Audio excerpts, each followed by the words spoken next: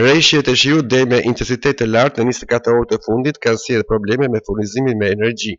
Shiu i favorizuar edhe nga erat e forta kanë shkaktuar problematika me energjinë elektrike gjatë natës në disa fshatra të Kukësit dhe Hasit.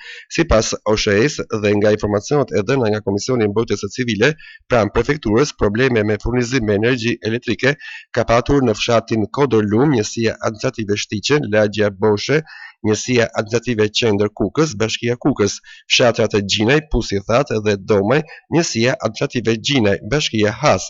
Nga OSHE janë nxjerrë grupet e punës në terren për riparimin e defekteve.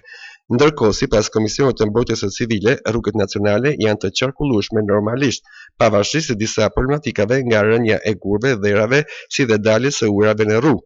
Subjektet kontraktore kanë vazhduar punën gjatë gjithë kohës për pastrimin dhe mbajtjen funksionale të tyre. Kjo situatë pritet të vijojë edhe në ditët në vazhdim, si pasojë e rreshjeve të shiut të paralamuar nga Shërbimi Meteorologjik Shqiptar.